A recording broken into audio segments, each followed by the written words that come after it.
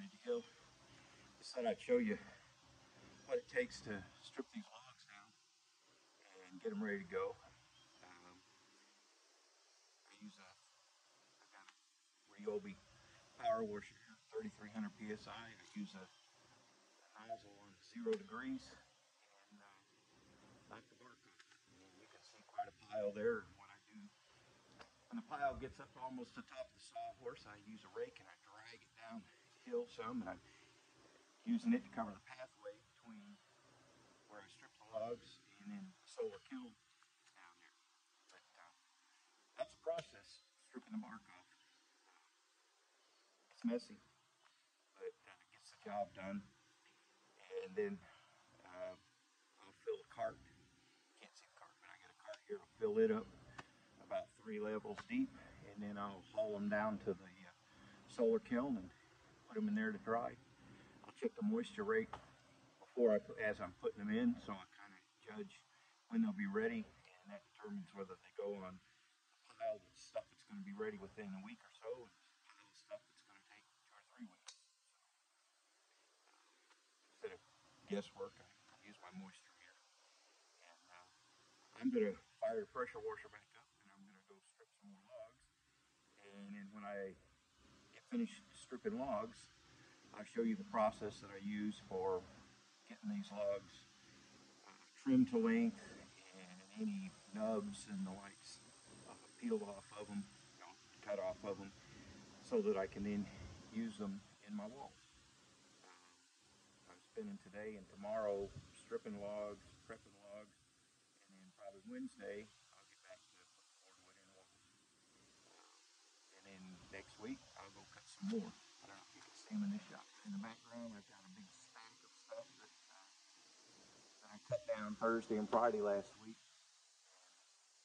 That stuff will be, I got a pile about 4 foot tall over here.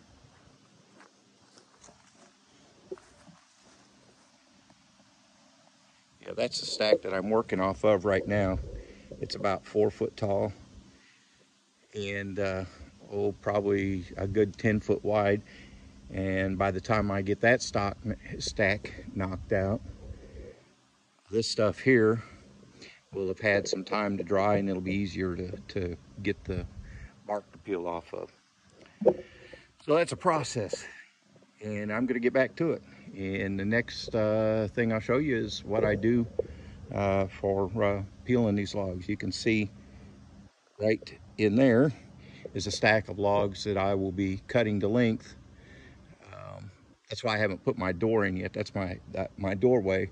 I haven't put my door in yet because that's where I stack stuff.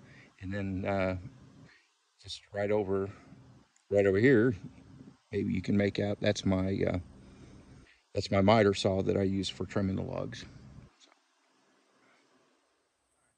So here we are up on inside the house, and I'm just going to show you what I have to do once I get the logs dried out and get them dragged up here. What I have to do to get them sized properly for putting in the walls. So what I do first, I've got a block here that I fasten to my saw. It's a guide 16 inches from the blade. I've got me a couple other little marks here. One's at 10.5, one is at 9.25. So I can line the end of a log up and I can cut my 10.5 inch logs that I need for butting up against the timber.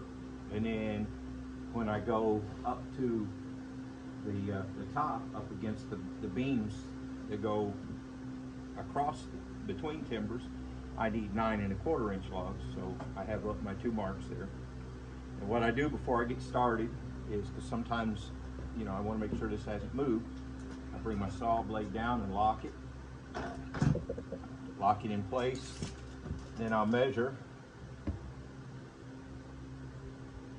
make sure I've got about 16 and 1/16. It gives me a little fudge room.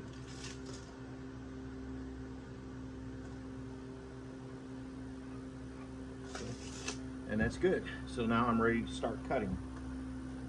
And I'm sure this isn't quite a you know, OSHA approved. It's certainly not manufacturer approved how you should use a saw, but it leaves a nice cut and works pretty good. I'll remember my safety glasses this time. I didn't have them on when I was doing my logs, and I was lucky I didn't catch. Anything in my eyes. Boy, these are dusty. So, turn these off. These can be a pain in the neck sometimes because when I sweat, it'll drip down on there.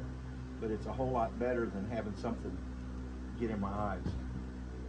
And what I do is I'll just kind of put the log up here and get a quick idea of how much over 16 inches it is, so I get an idea what to take off each end. And the ends, you can see it's kind of dirty, and it's got grooves, you know, got the marks from a chainsaw. It leaves some pretty rough marks in it. Same thing on this end. So what I do, line it up. Put my guide light on.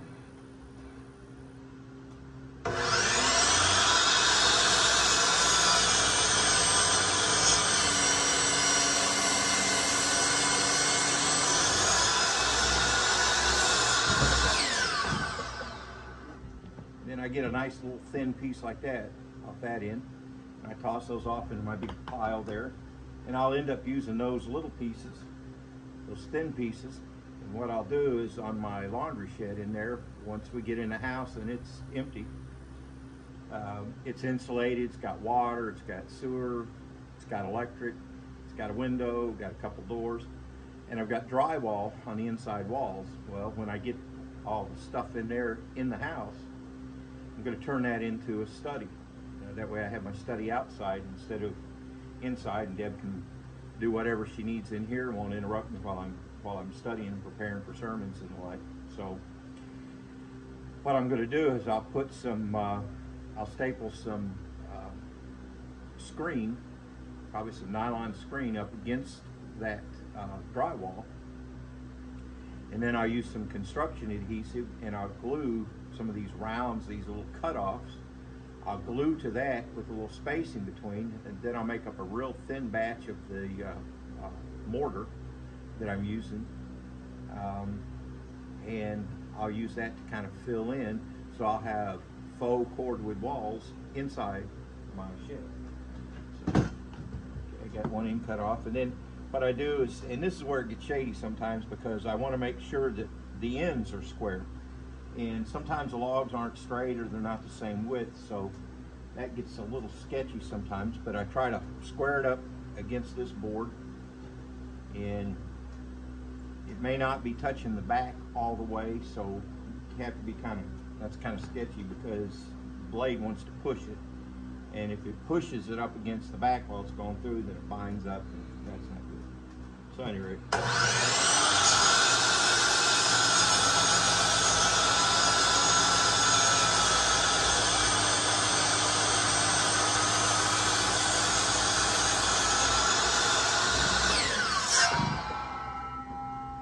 Thin piece. Like I said, that way I cut them, you know, 17 inches or so out in the field, and you can see this isn't quite, it's thicker here than it is there, real thin here. But then what I end up with is a log with nice, beautiful, smooth ends, and then before I put them in, I'll take sandpaper and I'll knock the little whiskers off, and so I've got a nice, smooth, beautiful finish that's going to be on my wall, and it looks pretty nice. So I got some more to cut.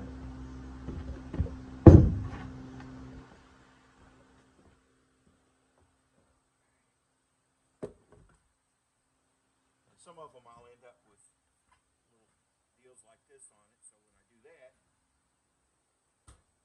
take my saws off.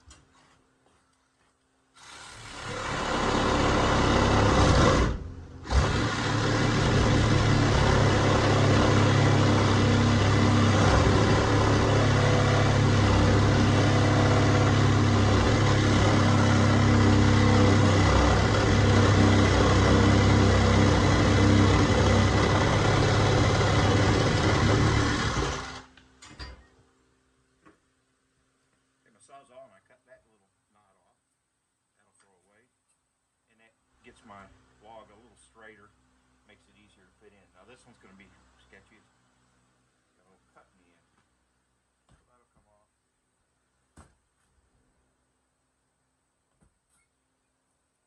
But I end up doing this with every log to get them just what I need.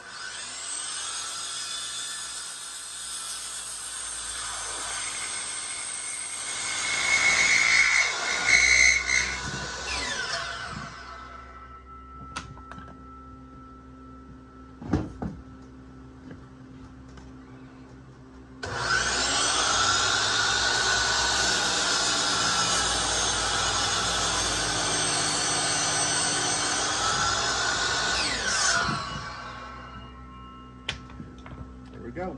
Another one ready. Cut that little end off.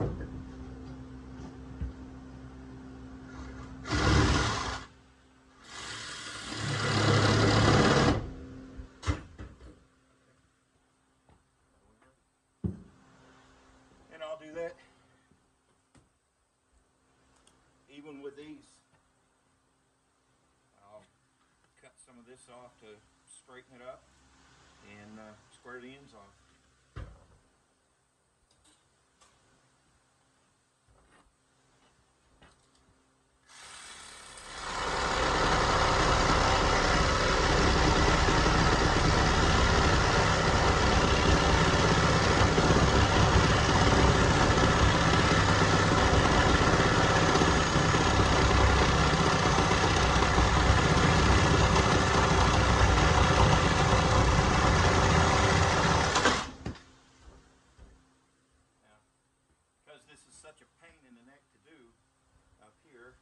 These are logs that I cut a while back. So what I've been doing, because this is such a pain in the neck to do, is lately I take a few extra seconds while I'm out there cutting the logs, kind of roll them. If I've got any protrusions like that, I'd go ahead and use a chainsaw to cut them off. And that makes my life a lot easier here, because then I end up not having to do it up here. Each and every log.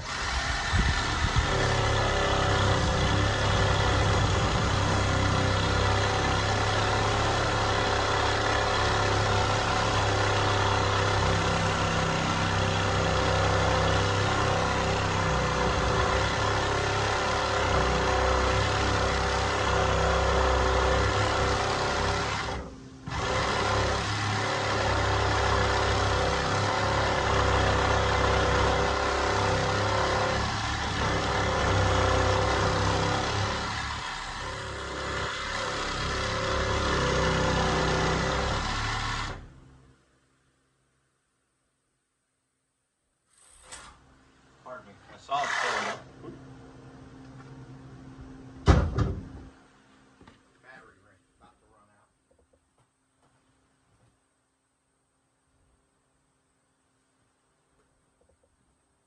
I'll just try to keep a couple batteries charged.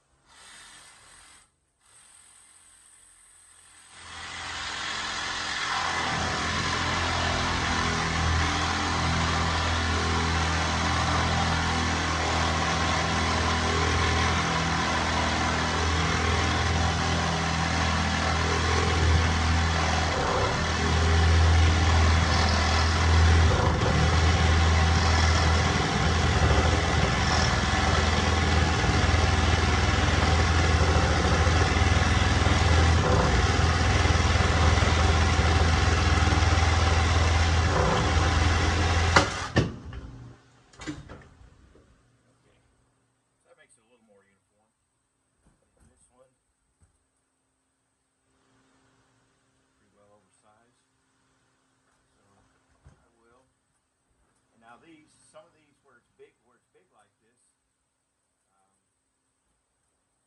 it gets kind of weird sometimes, and kind of sketchy, and kind of nerve-wracking. But the saw won't cut all the way through, so I have to finish the cut with the saw.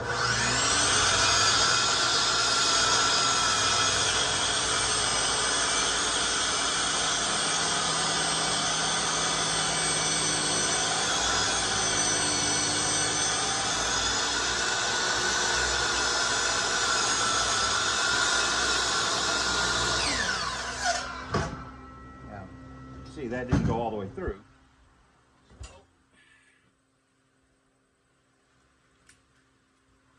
Sawzall time.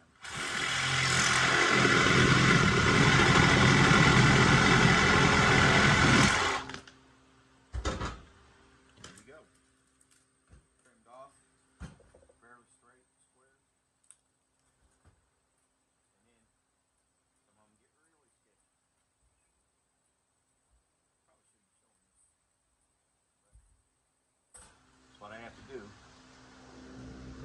There's some of them that have been so big enough that what I've had to do is go ahead and do it with a chainsaw, and then just cut them down, you know, sand them smooth. I got it straightened up there.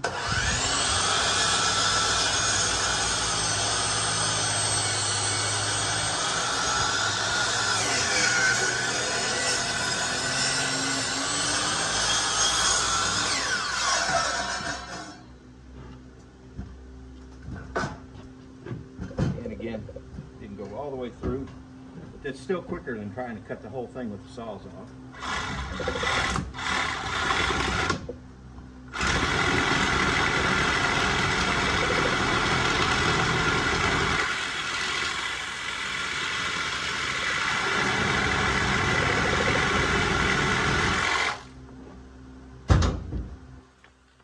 And this won't be wasted. That little cut off there will end up being sanded a little smoother and then glued to the wall in the laundry shed. Part is about to break off. To make a design to make myself cordwood walls in there. Pretty cool, huh? And there you go. Another good size log ready to go.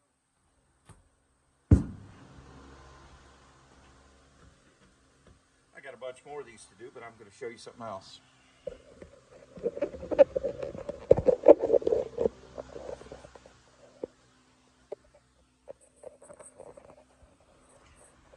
All right, as long as we're up here, my fan is my friend. That was keeping the sawdust blown away from me. Thought I'd show you what these cordwood walls look like from the inside. It's kind of neat. I've got 3 sections done now, and this is the wall up against this window. This is in the guest room, and then the wall in the guest room closet. And then this particular wall is the one that's going to be behind the bathroom vanity. You can see both these outlets here. It's a GFI outlet, and this other one's tied into it, so I got GFI outlets above the vanity. And then the mirror will be up against the wall back there. And then this is in the shower. Got the hole cut for my drain. I didn't bother to tuck point that wall because this is going to have like this wall, this wall, this one, this wall back here will have the cement board on them, and then tile to make up the shower.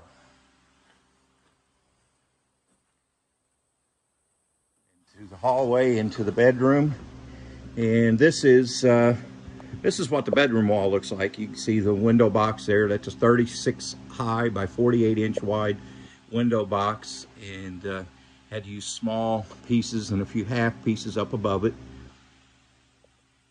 And this is beside Deb's bed. Now there's an outlet there. It's a little crooked, thankfully, because I was putting that log in place from the outside. Now thankfully, I can loosen the screws that hold that outlet in the box and kind of straighten it up. And then when I put the cover plate on it, you won't know that the box is crooked. I mean, you will because you've seen it on video, but you come in and look at it, you wouldn't. And then the wall switch, the light switch there.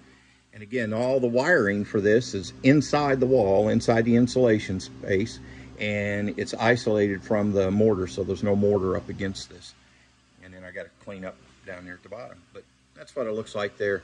And I got a little special thing I did here. To me, it's special anyway. I found this log that I managed when I cut it to my about 17-inch lengths out in the field. I realized, you get back here with it, and I realized this is a a place where a log had healed, a tree had healed around some kind of a scar that had happened to it. And as you can see here, you've got the red heartwood, and then you've got the white sapwood, and it looks like kind of like bark trapped in here, and the rest of the tree grew around it. So now you've got another section of the red heartwood and then another section of the white sapwood as it's growing back together. And eventually this would have grown in and closed over that, and you'd never see it. Instead, you've got just a little divot there. And then you can see these lines here are remnants where there were some small branches that had come out from the tree, and the tree grew around them and absorbed them in. They've been broken off at some point. So this one was kind of neat, and I've got another one that's identical to this that will go on the wall on the opposite side. So there'll be one of these on either side of the bed. So I thought that was pretty cool. But you can see logs that were more freshly cut to size, and they're a little redder. And you notice that the logs down on that end have already oxidized and they're turning pretty well brown. And these down on this end with the fresher cuts, they'll do the same thing. They'll end up turning that light, kind of a medium brown, light brown to medium brown color. But that's behind the Deb side of the bed. And the next wall that I'm doing, the ones that I'm prepping those logs for right now, will be right here. And that's the wall on my side of the bed. And then these two walls here, and the bedroom will be done. So I haven't decided yet if I'm going to put my windows in as soon as I get these walls done, or if I'm going to wait until I get all the walls done. But I've got the windows ready to go in there whenever I get around to it. So another one of those projects. I swear it seems like you get one thing done and add 3 others to the list. All right, so that's it for today. I'll get this all put together and get it posted up there. And I'm going to go back to trimming some more logs and getting them ready to go. And then when I get these trimmed up and ready to go, I'll go back and fire the pressure washer back up and spend the rest of the daylight out there knocking bark off logs, getting more of them ready to go. So that's kind of the life and the day of a cordwood builder. You're either cutting logs, cutting trees down, you're peeling bark off of them, you're trimming the ends of them, or you're putting them in a wall. But there's always something going on. It's a lot of work, but it's a lot of fun when you see, and very rewarding when you see this go up and see how pretty it looks, and know that basically that's done. I don't have to touch it again or mess with it again. Although I'll knock some of the, I got some cement on it, some mortar on it. I'll knock that off and get it cleaned up. So that's it for today. Bob here from Serenity Hill. Hope you guys are having a great day. We're getting things done, getting this place put together. I'm looking forward to getting finally moved in here one of these days. Have a good one.